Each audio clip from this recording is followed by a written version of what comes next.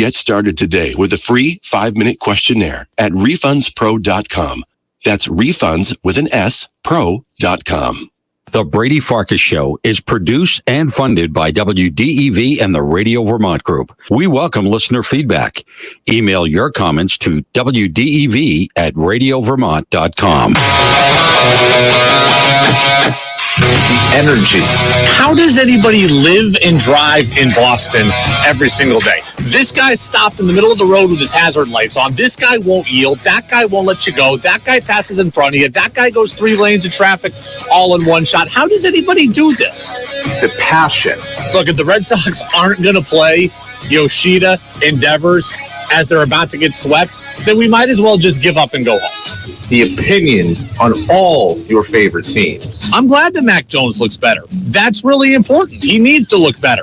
But if it were a video game, he'd still have an overall rating of 76, and that ain't cutting it. This is the Brady Farkas Show on WDEV AM, FM, and WDEVradio.com.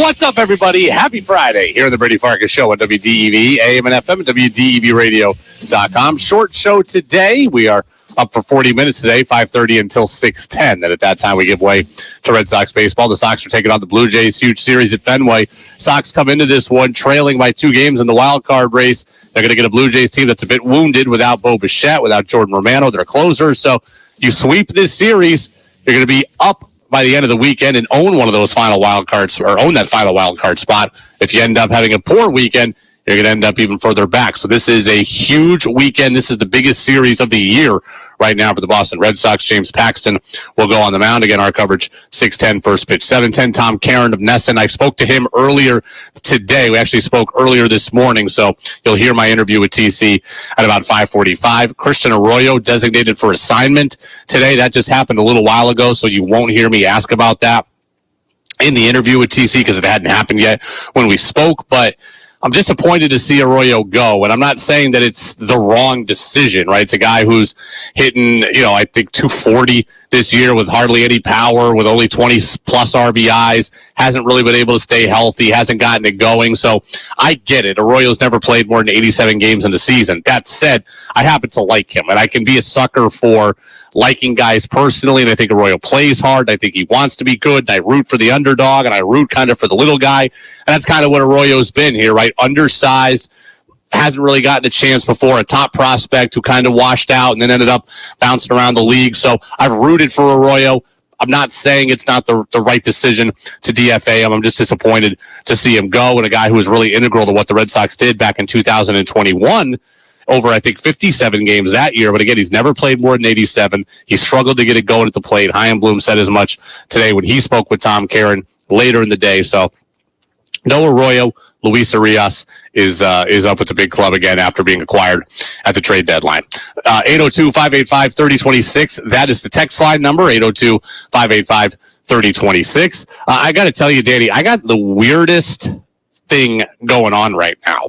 I don't you've told me all day that I sound okay. I think I sound nasally. I think I sound sick. I think I sound horrible. I feel good though. I don't know that I've ever really had something like this where I feel good, but sound like I'm sick as hell. I don't know that I've ever experienced this in my life. And I don't know if maybe it's allergies, maybe it's something else, but I feel like I sound like I'm horribly sick, but I do feel okay. Now, my dad is sick. I mentioned that we played golf the other day. I guess I could have the makings of something here, but, as we head into the weekend. But, right now, at least, I feel good. I don't feel under the weather. I just know my voice doesn't sound particularly good. So, short show again. Tom Caron up in about 10 minutes. You can get in on the text line. Danny, let go. 5, 4, 3, 2, 1. And here we go. Opening thoughts on the Brady Farkas Show are brought to you by Sticks and Stuff and by Swanton Lumber. Vermont's most complete locally owned home center with locations in Enosburg, Derby, Middlesex, St. Albans, and at Swanton Lumber. They're online at sticksandstuff.com. Patriots had a great offensive session at camp the other day. I know it doesn't mean anything until we see it week 1 against the Philadelphia Eagles, but all the reports that came out of camp on Wednesday were really, really good about the Patriots offensively. Phil Perry of NBC Sports Boston talked about what he liked, which is something we've asked for. Yesterday was a lot of quick game, passing game, a lot of screens to the perimeter. Today, a lot of slip screens to the backs and the tight ends. A little bit different look there. We've seen the play action game. We've seen, I think, some foundation laying for RPOs later. We saw some run game yesterday when the pads came on. There's a lot there already to this offense. It's going to be a much more diverse attack than it was a year ago. Diversity is something we've asked for with the Patriots offense. Diversity is a word we like when it comes to our NFL offenses. This is something that makes me very, very happy to hear. I'm happy to hear the Patriots might not be one-dimensional. I'm happy to hear they'll have multiple things in the toolbox. I'm happy to hear they'll have multiple things they can go to. That said, I do have 2 questions, or I do have 2 points that I want to make. One, while maybe you have a little bit of everything, you still have to have an identity.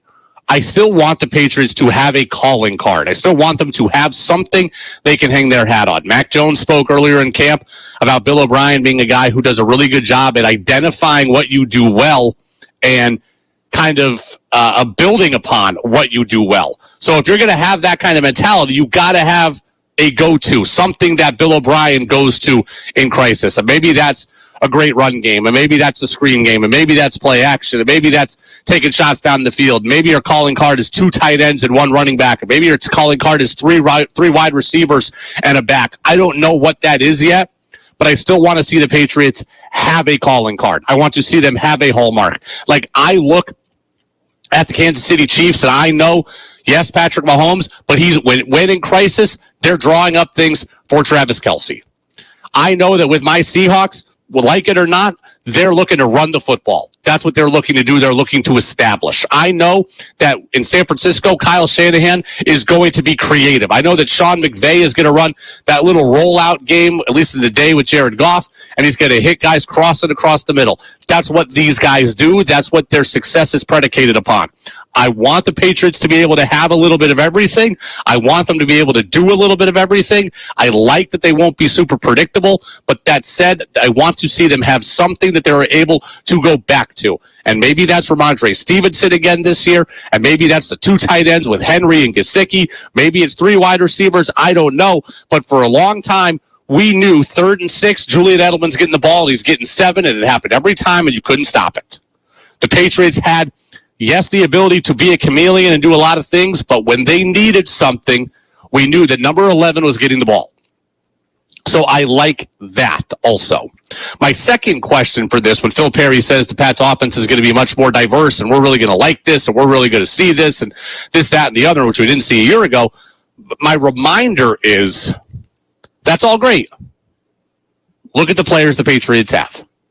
Because at the end of the day, your scheme can be really good and your coaching can be really good. And that absolutely can elevate your ceiling. And I think it probably will elevate the Patriots' ceiling.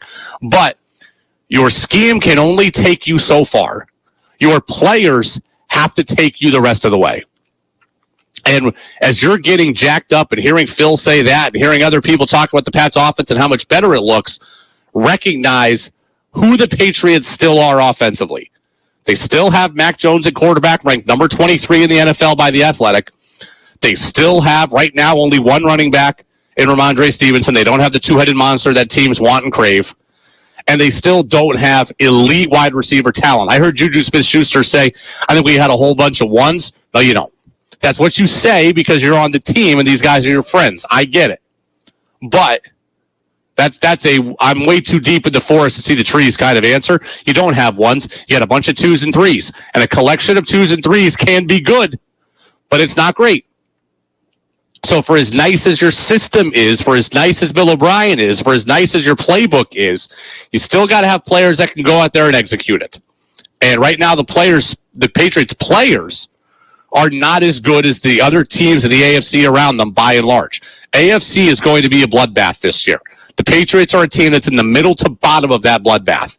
And no matter how good they are with Belichick and head coach and O'Brien's scheme offensively, that's not going to change that at the skill positions in the offensive line, they don't measure up right now. I was listening to a guy we've had on this show today who was on another radio show that I listened to. He was saying that basically you should feel optimistic about the Patriots. I feel optimistic about the Patriots in their ability to be around a 500 team. But my goal is not to hit 500. My goal is to get to the playoffs. My goal is to win a division. I don't think the Patriots are there right now. This guy was saying, the Patriots can win 8-9 games. That's great. No, it's not great. I take that back. I think the Patriots are a 7-10 win team, right? 7 if things go really poorly, 10 if things go great. But there's a definite ceiling to this team where they got to get a whole lot of luck involved probably to hit that 10-win mark. So I hear all this stuff, and I get it. Training camp's a time to be excited and be confident, and I am too. I hear Phil Perry talk, and my eyes widen. I just told you about how much I like hearing about diversity. But I keep being brought to the fact of, who are the players? The offensive line does not look to be very good. The quarterback was ranked 23rd. There's no home run threat at receiver. There's not a balanced rushing attack. There's one really good guy in Ramondre Stevenson. And then when injuries happen, where do you end up falling? So I'm glad Bill O'Brien's making a difference. I'm glad Mac Jones is having more fun. But at the end of the day, the Patriots still are talent deficient in a talent-driven league. I think it's very clear at this point. They're better than Houston. That's one team they're better than. I thought all along they were better than Pittsburgh, but Pittsburgh is getting such buzz, I no longer know if they are. I think they're clearly better than Indy. They're clearly better. I would say they're better than Tennessee. So I think they're definitely better than 3. They might be better than one of the other teams in their division. They might be better than Vegas, maybe Denver. Again, they're in that 7-12 range, no matter how you slice this. And I keep hearing people talk like they're not. Let's remember that they are. It's the Brady Farkas Show. Again, 802-585-3026. That is the text line, which you can get into always here on DEV. Let's check in. Texter wants to, let's see. There's 6 people that have texted in here. Kevin says, you sound nasally. Yeah, I do sound nasally. Thank you. Peter says, you sound a bit off voice-wise. The air quality has been bad. Hope your dad feels better. Thank you. Appreciate that. Will says, Patriots need big breaks to exceed expectations. I agree with that. And look, you can get those in the NFL. Patriots have gotten them the last couple of years, right? 2 years ago, they played Cleveland without Nick Chubb and Kareem Hunt. Last year, they played the Colts right as they went to Sam Ehlinger for his first career start. That's a break. You see another team here or there without their starting quarterback, and that goes in your favor. Dane in Rochester, did we just DFA Christian Arroyo? Yes, you did. 7 days to trade him or release him. And now Luis Arias, who has come up here to take his place. He's the guy they got in the deal at the trade deadline, the only deal that they made. I spoke to Tom Caron of NESN earlier, before the Christian Arroyo DFA, so you won't hear me ask about that. You will hear my talk with TC next on DEV. Sunday night, it's the People's Race at the nation's site of excitement, Thunder Road. Your friends and neighbors battle it out for fame and fortune in the 39th annual Bulldog Metal Recycling Enduro 200, plus round 1 of the Street Stock Triple Crown. Adult admission $18. Kids age 6 to 12, $5. The family fare, 2 adults, 2 kids, just $36. Kids 5 and under free. Sunday night, Thunder Road, Quarry Hill, Barry, post time 6 o'clock. This year, it's bigger and better than ever. Don't miss Addison County Fair and Field Days, Vermont's largest agricultural fair, August 8 through 12. Get an all-day ride bracelet for just $25 or go online to dreamlandamusement.com and get 4 for $75. Entertainment on stage includes whiskey and wine, the racing pigs are back, tractor pulls, demo derbies, and more. See a complete lineup of events by going to AddisonCountyFieldDays.com. That's AddisonCountyFieldDays.com. The WDEV studio is sponsored by Sticks and Stuff and Swanton Lumber, Vermont's largest independent home center, powered by Marvin Doors and Windows. Go to sticksandstuff.com for store locations and hours. Want Brady to hear your opinion on the sports stories of the day? Text in at 802-585-3026. Now it's back to the Brady Farkas Show on WDEV AM, FM, and WDEVradio.com. Welcome back in, Brady Farkas Show here on this Friday, WDEV, AM and FM, and WDEVradio.com. A rare Friday conversation with our guy Tom Caron, our Red Sox insider over in NESN. TC, good to talk with you this week. How are you? I'm doing well. How you doing, Brady? I'm doing well as well. Big series tonight for the Red Sox. They are 2 games back of the Toronto Blue Jays right now in the wild card spot, in the wild card race, I should say. But they're coming off a disappointing West Coast road trip in which you lose 4 of 6. And I believe you were throwing some shade at me last week saying the Red Sox were going to take the series from the Mariners. So I just want to point out that they didn't. They did not. I forgot about the curse of Cal Raleigh. Yeah. And the Vermonter who got away. And yeah, no, it's a bit, after the trade deadline and everything, you had a situation where it's, they didn't do anything, and you wonder if they feel a dip or, a bump if they'd have done something. So not a great couple of days in Seattle for the Sox. Let me start with the trade deadline. I get not dealing from your prospect core. I get not dealing from major parts of your future. But wasn't there something they could have done? I don't want the future to become the enemy of now every year. Yeah, I've said all along that I think next year is the telltale on that. Is this going to be the way it is every year? Well, it's been the way it's been every year up to now because they've been building that, right? I saw somebody came out and had a ranking of them in the top 5 farm systems in all of baseball. So that would indicate that they finally have built what they want to build. I think we all agree next year is the year they're in. We've talked about all these young players and what Duran and Casas and Wong have done to stabilize things and what Yoshida and hopefully Story and that, right? So we talked about this. It's all there for next year. So this offseason, Heimblum told me once a few weeks ago, he said, it'd be nice to go to this offseason with a small shopping list instead of needing to fill 7 holes. I've only need to fill a few. Maybe I'm looking at it as, a couple starters, maybe you need another right-handed bat because Duvall probably gone. That's kind of it, so maybe you can overpay for a couple of pieces. So I don't know that it's going to be an annual forever quest of the future, right? To your point, the future, the enemy of now. I thought there were deals there maybe to make now happen. I don't really know the equivalent of what the Dodgers were going to give up for Eduardo Rodriguez. I know you could figure out what the equivalent would have been for Aaron Savali. I don't think the Red Sox like Savali as much as the Rays did, but he's a guy you needed somebody under control next year. But in the end, I think it was Ken Rosenthal. Someone at The Athletic had a great line. They're too good to sell off, and they're too flawed to add to. And that kind of sums up what this Red Sox team is. I think it does. And TC, I agree with you a lot on the future building. But my pushback is they could have traded Adam Duvall. He's kind of a redundancy. They could have gotten something. They built up the farm system enough that, I think Mark Canha went for the Brewers' 29th best prospect. You're telling me the Red Sox couldn't have dealt their 29th best prospect to get something useful? And they also have a financial advantage they seem unwilling to use where they could have bought somebody that someone just wanted to get rid of that could have been useful. And they didn't do any of that. And that's why I'm a little bothered. Yeah, I get that. I don't know that there were a lot of those buying deals out there, right? I mean, the word is they were in deep on Verlander. I would love to know the details of what that conversation was. We'll probably never know because they're pretty tight-lipped.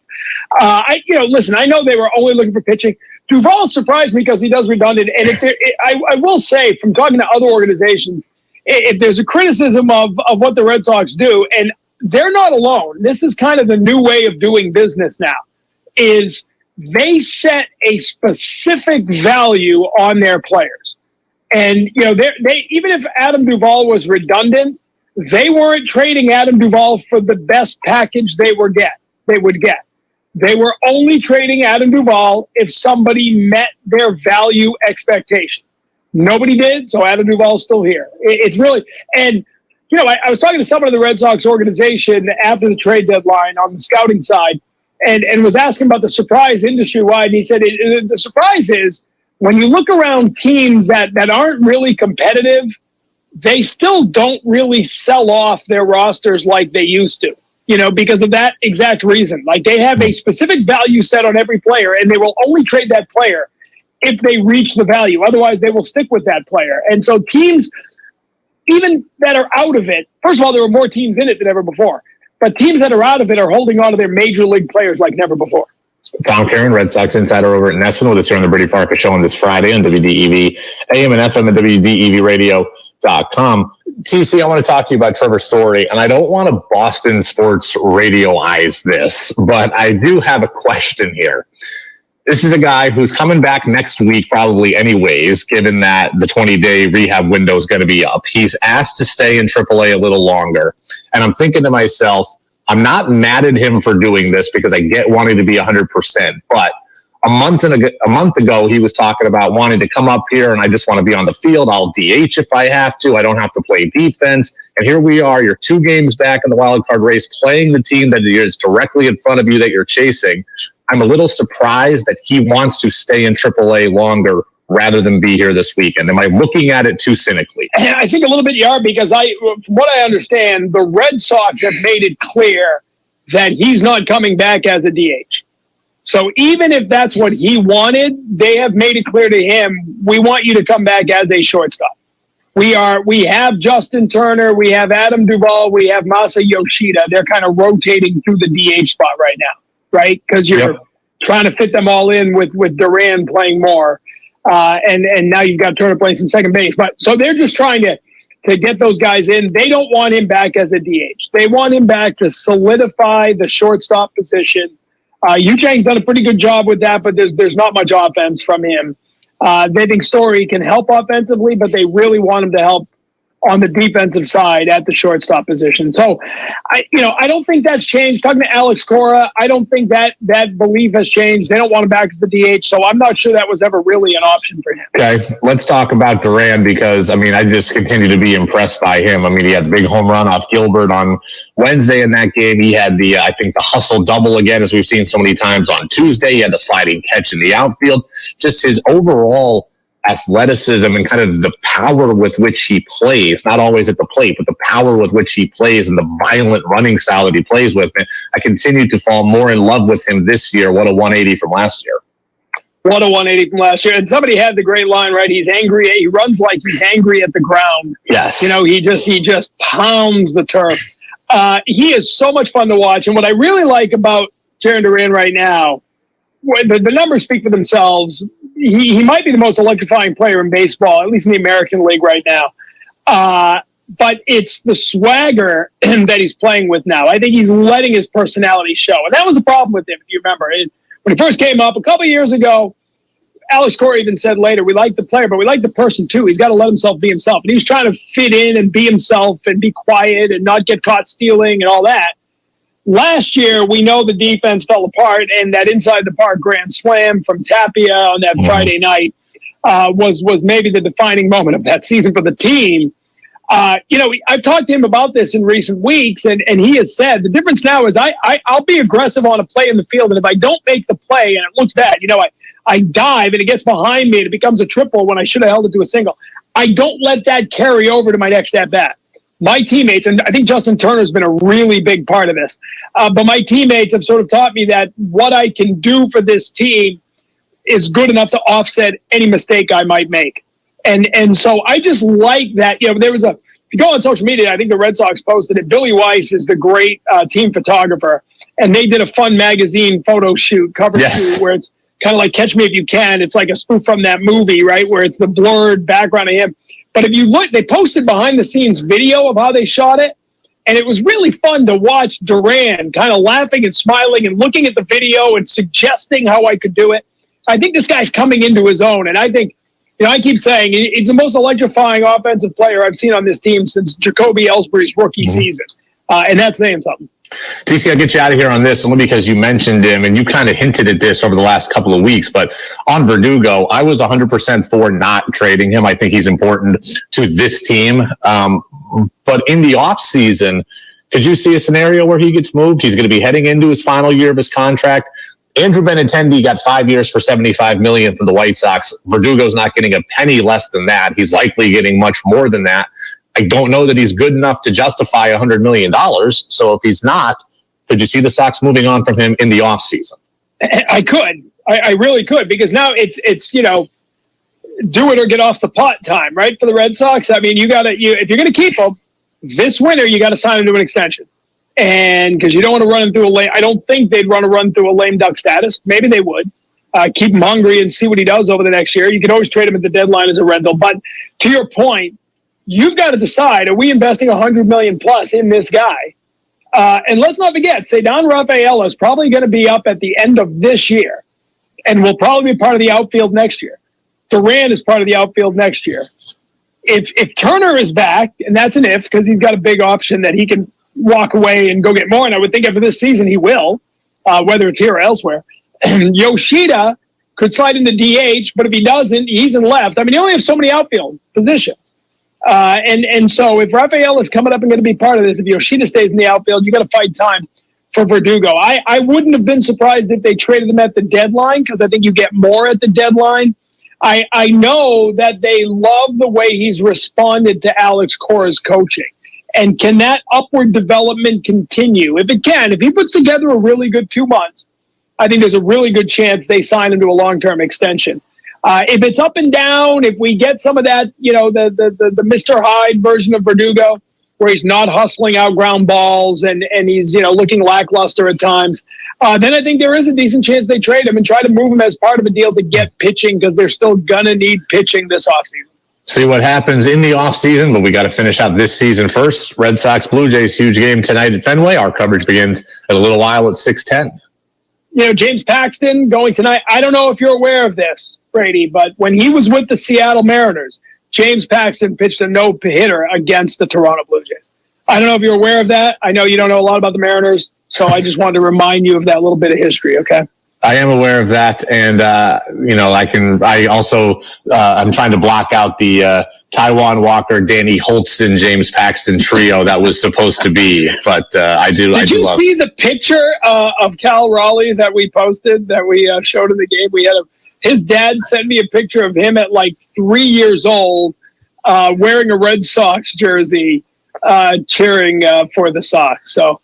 Certified Red Sox killer Cal Raleigh, the big dumper as they like to call him up there, is now his dad Todd, and he and his uncle were such great baseball players growing up in Franklin County, and they are great Red Sox fans up there. So Cal Raleigh won't admit it now, but he dreamed of the day he could wear a Red Sox uniform. Todd Raleigh, Missisquoi Valley Union High School legend and friend of the Brady Farkas show. So there you go. Great guy. He's the one who texted me. We were chatting during the game after the trade deadline, and he said, I got to send you these pictures. And he said it to me, and I was like, can we show those on air, or is Cal going to be upset? He's like, nah, go for it. So is your number that easy to get for people? I'm trying to figure out the connection between Todd Raleigh and you that easily. We have mutual friends in Vermont. So when he hit, remember early back at Fenway, he hit, was the first catcher ever to home from each side of the plate. And so I reached out to friends in Vermont, and they reached out to him, and we had him on the show the next day. So I didn't expect him to stay in touch, but yeah, he reached out and grabbed me, and we had some fun. Next time you want to just ask for friends in Vermont to get your phone numbers, you could just reach out to me. I could have given it to you directly. I forget how connected you are. That's my bad. Right? I don't know about that, but that's what I got. So. Next time we're coming to Burlington, we need restaurant gift certificates. I'll call you, I promise. There you go. Hey, listen, I will say, I don't know if the viewers understand.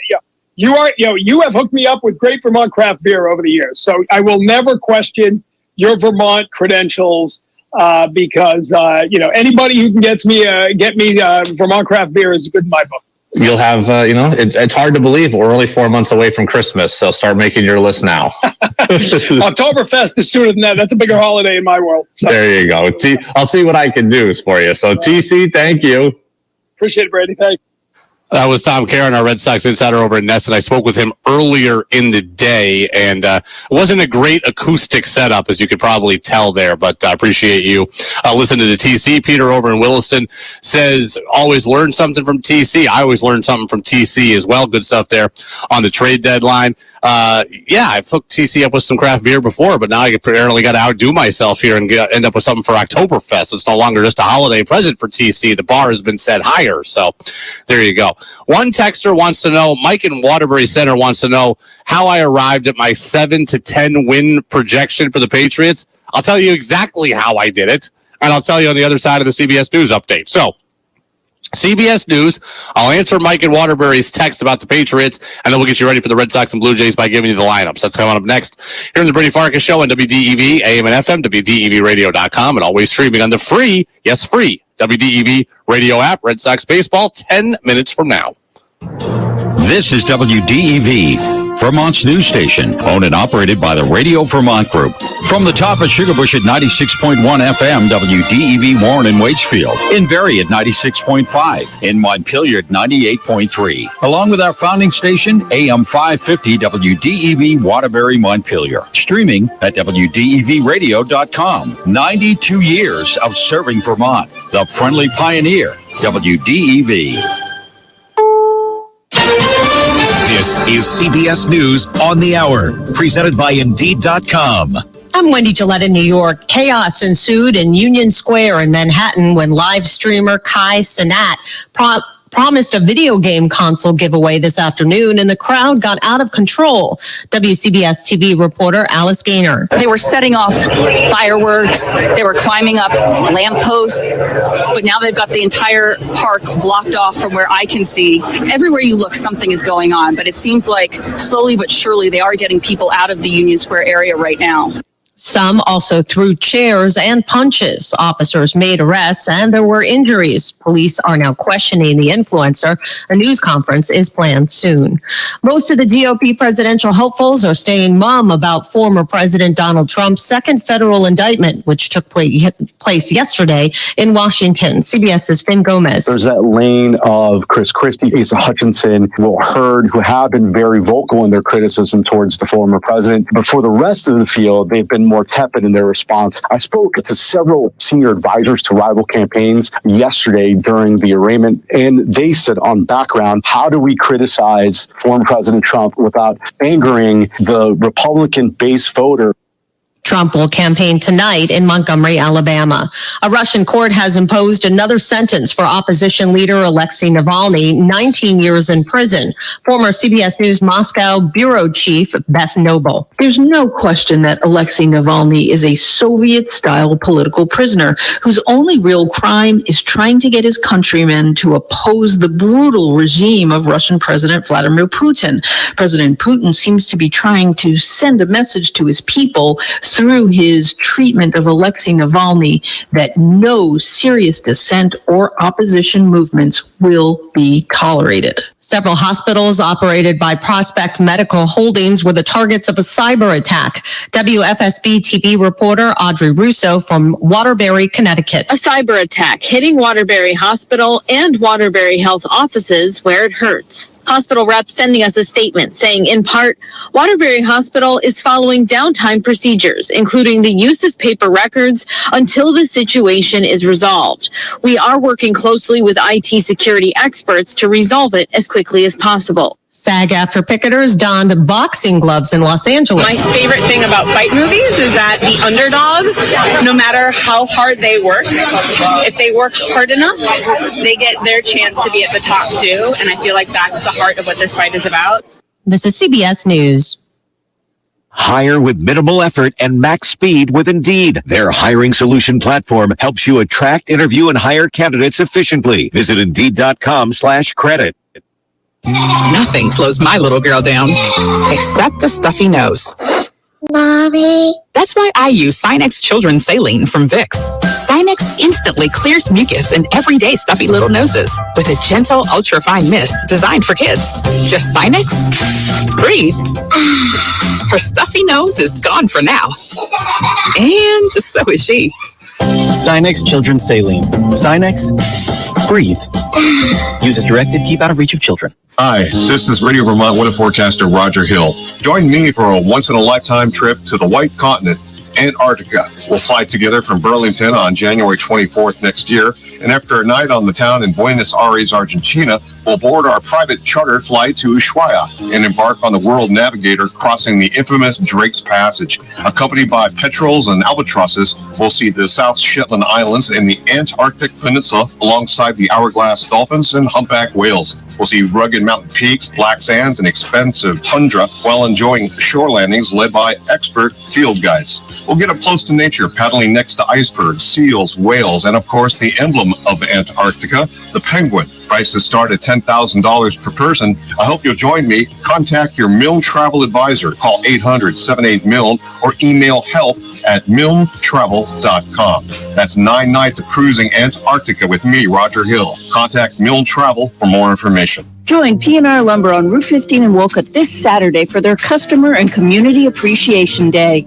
Take $5 off all mulch and compost and 5% off all lumber sales. P&R will donate 10% off all sales that day to the Lamoille Cancer Network. There will be door prizes, $100 dinner gift certificates, and much more. Smokin' Hot Barbecue will be on site serving lunch.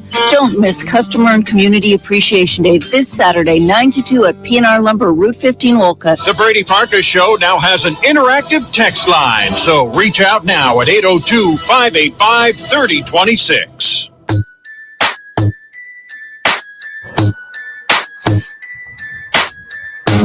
Now it's back to the Brady Farkas Show on WDEV AM, FM, and WDEVradio.com.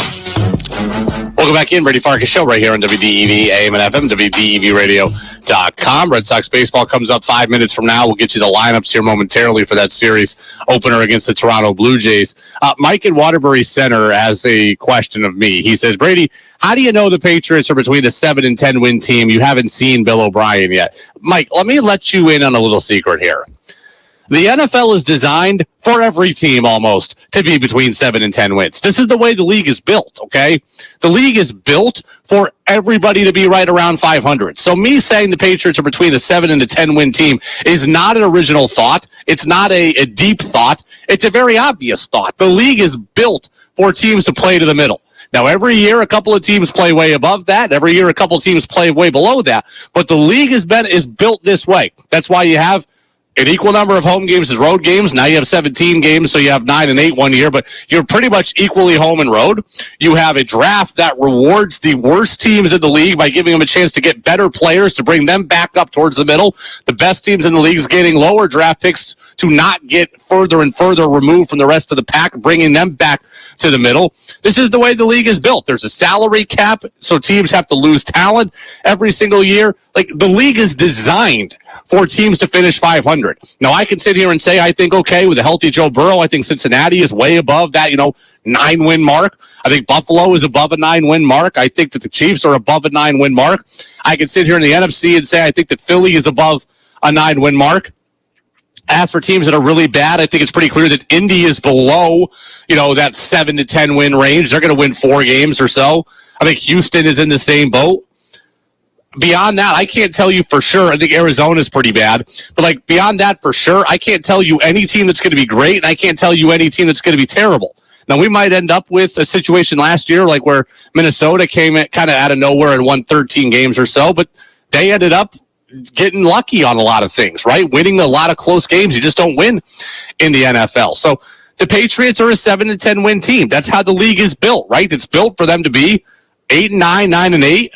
And on the top end, you get to 10. On the low end, you end up at 7. This is how the league is designed. So it's not a real. I'm not breaking any ground rule or breaking any groundbreaking things here when I say that.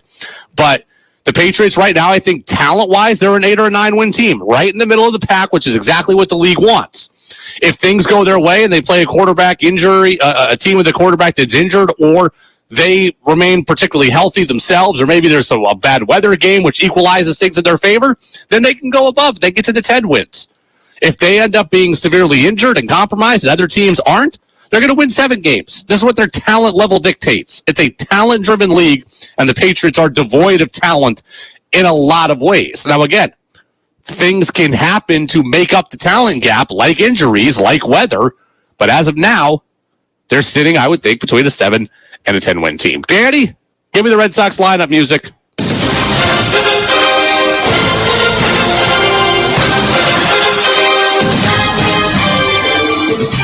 Huge series at Fenway. This is the series. The Red Sox are 2 games back of the Blue Jays. The Blue Jays come in for a weekend set. Alek Manoah pitches for Toronto. He's 2-8 with a 5.87. James Paxton goes for the Sox, 6-2 with a 3.34. Leading off for Toronto, Whit Merrifield's in left, George Springer's in right.